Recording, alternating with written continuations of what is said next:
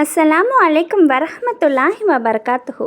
இஸ்லாமுடைய அடிப்படை கல்வியை பற்றி இன்றைக்கி பார்க்கலாம் ஃப்ரெண்ட்ஸ். அதுக்கு முன்னாடி சேனலை சப்ஸ்கிரைப் பண்ணாதவங்க சப்ஸ்கிரைப் பண்ணுங்கள். அதே மாதிரி வீடியோக்கு லைக் போடுங்க. ஈமான் என்றால் என்ன?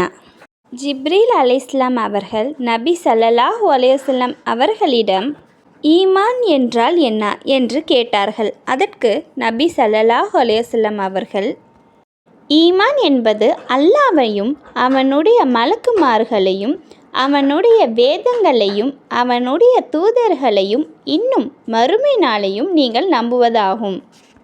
நன்மை தீமைகள் யாவும் அல்லாஹ்வின் நாட்டமாகிய விதிகளின்படியே நடக்கின்றன என்றும் நீங்கள் நம்பிக்கை கொள்வதாகும் என்று கூறினார்கள். இந்த ஹதீஸ் முஸ்லீமில் இடம்பெற்றிருக்கு.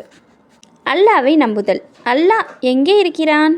அல்லாஹ் வானத்தில் உள்ள அர்ஷின் மீது இருக்கின்றான். இதை பற்றி அல்லாஹ் தன் திருமறையில் 67வது அத்தியாயத்தில் 16வது வசனமாக கூறுகிறான், வானத்தில் உள்ளவன் பூமியில் உங்களை புதைய செய்வதில் பயமற்றி இருக்கின்றீர்களா?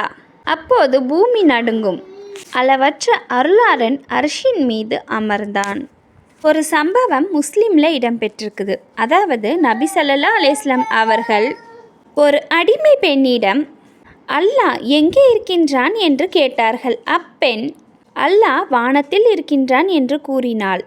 நான் யார் என்று கேட்டார்கள். நீங்கள் அல்லாஹ்வின் தூதர் என்று கூறினார்கள். நபி ஸல்லல்லாஹு அலைஹி வஸல்லம் அவர்கள் அவளது எஜமானிடம், இவள் முஃமினான பெண்மணி ஆவாள், இவளை உரிமை விட்டுவிடு என்று கூறினார்கள். அல்லாஹ் நம்முடன் இருக்கின்றானா? அல்லாஹ் இதை பற்றி தன் திருமறையில் 20வது அத்தியாயத்தில் 46வது வசனத்தில் கூறுகிறான், அஞ்சாதீர்கள், நான் பார்த்து கொண்டும் கேட்டுக்கொண்டும் உங்களுடன் இருக்கின்றேன் என்று அவன் கூறினான். ஹர்ஷ் என்றால் என்ன? ஹர்ஷ் என்பது அவனுடைய மிக பிரம்மாண்டமான சாசனம் ஆகும். அல்லாஹ் தன் திருமறையில் 23வது அத்தியாயத்தில் 86வது வசனமாக, 7 வானங்களுக்கும் அதிபதி, மகத்தான அர்ஷுக்கும் அதிபதி யார் என்று கேட்பீராக. அவனது ஆசனம் வானங்களையும் பூமியையும் உள்ளடக்கும். மேலும் 69வது அத்தியாயத்தில் 19வது வசனமாக, அந்நாளில் உனது இறைவனின் அர்ஷை தம் மீது 8 வானவர்கள் சுமப்பார்கள். அல்லாஹ்வின் தோற்றம். இறைவன் உருவமற்றவன் என்று கூறுவது இஸ்லாத்திற்கு மாற்றமான கொள்கையாகும். அல்லாஹ்விற்கு உருவம் இருக்கின்றது. அவனுடைய தோற்றத்தை மறுமையில் நல்லடியார்கள் காண்பார்கள்.